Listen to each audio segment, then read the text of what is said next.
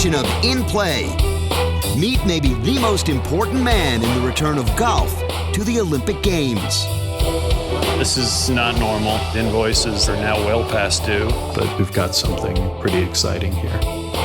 Journey back to golf's surprising links to the Olympic Games. Hitler planned it to coincide with the Olympic Games in 1936. Plus, one young man's fight through unimaginable crisis. I remember being on the ground. And I saw smoke and knew something wasn't right. And NASCAR's reigning king. Just dealing with the pressure and stress that went with chasing my dream. Golf is a great release for me.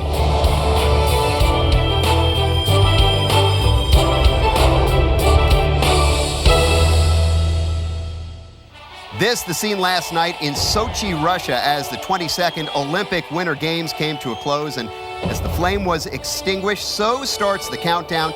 2 years from now, of course, the Summer Games in Rio de Janeiro, Brazil. And we welcome you inside our In Play studio. So happy that you could join us once again. I'm Jimmy Roberts, and at those Rio Games, for the first time in more than a century, golf will again be part of the Olympics. It's likely to be a watershed moment for the sport. 2 stories for you tonight on golf and the Games. A little bit later, we'll trace the surprising and unusual history of the sport and the Olympics. But up first, exactly what's going on with the preparation for Olympic golf right now down in Brazil? Well, for the last 2 years, we've been a fly on the wallpaper with exclusive behind-the-scenes access, looking over the shoulder of the man who could turn out to be the single most important figure in golf's Olympic reintroduction.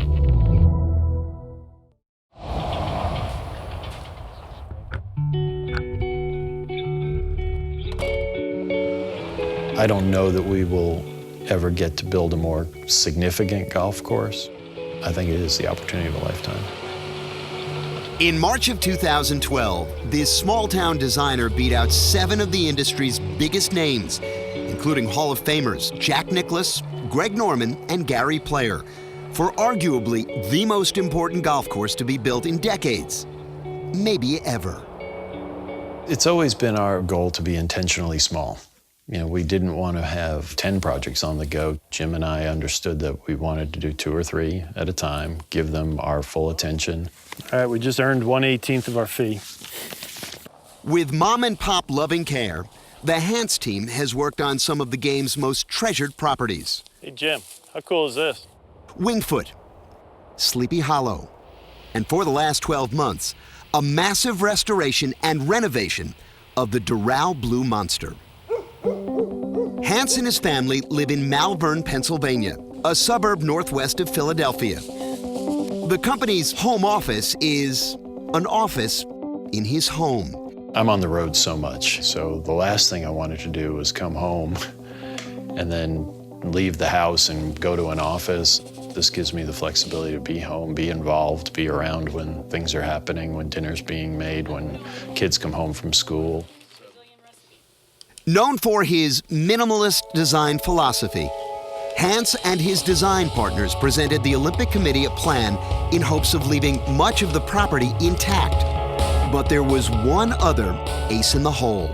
I am willing to say to this committee right now that if we are selected to do this golf course and be the designers, I will move to Rio for the period of construction.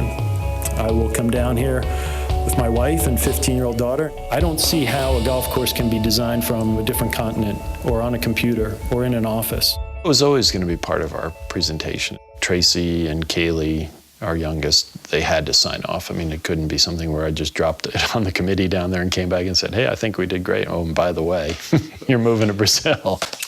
Just back from our trip to Australia, studied the great old golf courses down there, Royal Melbourne, Kingston Heath, and hopefully we'll build something that looks like that when we're all said and done. It should be pretty cool. Building a golf course for the Olympics is a once-in-a-lifetime opportunity. I definitely felt like it would be a great opportunity for our family. I also felt like it would probably be the best thing for Gil and the way that he works. We've done that twice before. Once when we built Craighead in Scotland. We lived there for about 7 months. And then when we were building Castle Stuart, we spent a summer over in Scotland. So it's not like this is something completely new. In January of 2013, Hans and his family settled into their new surroundings, the beginning of an adventure 5,000 miles from home. Driving here is a trip. It's a progression of New York City. But you've got motorbikes just zipping by you all the time, constantly beeping. Like, you can't change lanes without looking for these guys because they just come zooming up alongside you. The excitement of a new place and the optimism of a new project soon hit a speed bump. The groundbreaking, originally slated for October of 2012, became April of 2013. Is there a part to the building process that you're most looking forward to? Aside from getting started. Environmental politics surrounding this highly protected property pushed the project behind schedule a full 6 months. A substantial amount of time on a job with a strict deadline. Most of the stress has been related to the personal situation. When you ask your family to commit to a move as significant as this, or a project that benefits all of us, but ultimately it's my work. As a father, as a husband, you start to feel guilty that you brought your family into a situation that's not exactly as you had described it. Everybody told me that working in Brazil is different and on certain levels more difficult. So we were willing to accept that.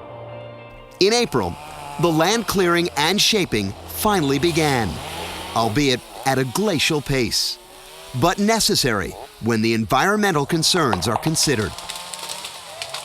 This is not normal to be clearing this way, but it's response to two things. It's the technology, the equipment that's available here, and first and foremost is the environmental sensitivity of the site, is to have a bunch of logging trucks or big pieces of equipment running around. I don't think that would be really what we're after right now. We're still under a lot of scrutiny, and we need to do things in a very sensitive fashion. We've had some slippages in terms of construction, the licensing factors in terms of environmental, etc., and the due diligence that had to be done. That's what held us up. Environmental issues aside, Hans and his team faced bigger problems. I've been here now for 3 months actively involved in this project. We've submitted invoices that are now well past due. We've continued to work and continue to go forward with what we can do out here. And I have finally put a, no pun intended, a line in the sand and said, okay, if we're not paid, there's no wire transfer in process, then we're gonna have to just stop working out here. I don't know what has to be said to make it clear that this has to get done soon. If he starts to have to be rushed here, it's going to compromise the quality of the course. So we're looking at, that's 11 green right there. The progress certainly hasn't been at the normal pace, and that's because of the lack of resources, and also in terms of manpower. Right now, it's basically Neil and I and 4 other guys out there trying to build a golf course. As the South American spring arrived, Hans found himself now fighting through the thicket of issues, alone. His family, as planned, had moved back to the States at the conclusion of the school year. By August, gradually, the situation begins to brighten. Slow but steady progress was starting to be made on site. Now the focus, instead of being sort of worrying so much about the schedule and where things are, the focus is where it should be. The attention's on the golf holes, on the features, and on the character that we're trying to create out here. He's done a fantastic job given the limitations, as effectively he's been shaping with a spoon. We're starting to feel like, okay, we're rounding the bend at this point in time. Over the next 5 months, construction deadlines start to be met. And by the end of 2013, 16 holes had been shaped.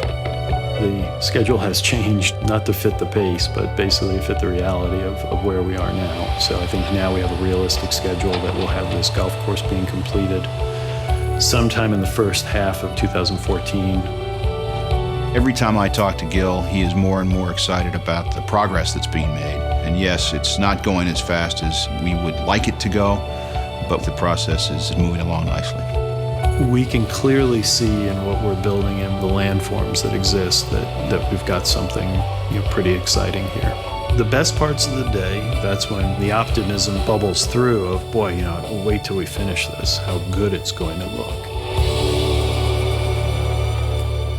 As of today, all 18 holes have been shaped. The irrigation system is scheduled to go in next month and should be completed by the fall, at which time they'll start to grow grass. In the meantime, Hans has been hard at work on his two other projects, one in Dubai, the other, the Blue Monster at Doral, a course about to host a PGA Tour event for a 53rd consecutive year. And when we come back, the man who commissioned significant changes to an iconic course, the Blue Monster, Donald Trump.